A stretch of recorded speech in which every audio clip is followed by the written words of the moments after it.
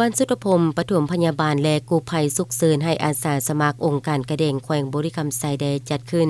ในตอนเช้าของวันที่9ธันวาคม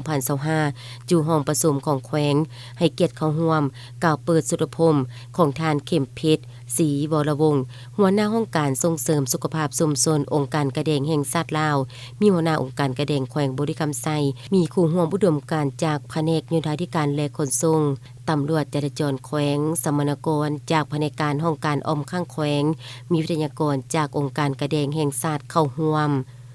วิทยากรจากองค์การกระเด้งแขวงบริคำไซและองค์การกระเด้งแห่งชาติลาวได้ขึ้นนำเสนอกระบวนการกระเด้งสากลและกระเด้งลาวผ่านนิติกรรมว่าด้วยการคุ้มครองหน่วยกู้ภัยฉุกเฉินองค์การกระเด้งแห่งชาติการปฐมนิเทศกฎระเบียบอาสาสมัครกู้ภัยฉุกเฉินการนำสายรถกู้ภัยฉุกเฉินกฎหมายว่าด้วยกระเด้งลาวความรู้พื้นฐานเกี่ยวกับการปฐมพยาบาลเบื้องต้น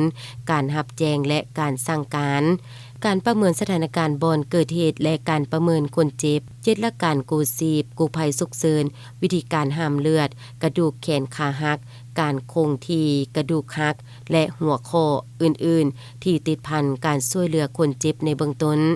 ในนั้นการนำสายรถกู้ภัยฉุกเฉินในเวลาปฏิบัติหน้าที่ถ้าเกิดอุบัติเหตุผู้ขับรถต้องรายงานสภาพหากคณะรับผิดชอบและแจ้งบริษัทประกันภัยทันทีถ้าบริษัทประกันภัยบ่สามารถดำเนินการต่อไป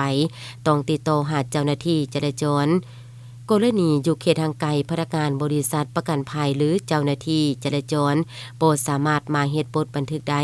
ต้องให้องค์การจัดตั้งท้องถิ่นเฮ็ดบทบันทึกไว้เป็นหลักฐานทุกกรณีต้องได้บันทึกสภาพการอย่างละเอียดลงใส่ปึมติดตามการนำใส่รถพร้อมทั้งบันทึกเป็นรูปภาพและวิดีโอสำหรับอาสาสมัครที่เกิดอุบัติเหตุในเวลาปฏิบัติหน้าที่ต้องรายงานให้คณะรับผิดชอบทันทีจากนั้นต้องบันทึกการเกิดอุบัติเหตุเป็นรูปภาพและเอกสารอื่นๆที่เกี่ยวข้องเพื่อเป็นหลักฐานทุกๆหัวข้อที่วิทยากรนำเสนอจะได้แลกเปลี่ยนบทเรียนกับสมณกรบางหัวข้อจะได้สาธิตเหตุการณ์เพื่อสร้างความรับรู้เข้าใจสามารถนำไปจัดตั้งปฏิบัติภาคสนามใดปันอบรมยกระดับการปฐมพยาบาลและกู้ภัยฉุกเฉินให้อาสาสมัครองค์การกระเด้งแขวงบริคำไซจะได้ดำเนินเป็นเวลา3วันเต็มจึงจะสำเร็จ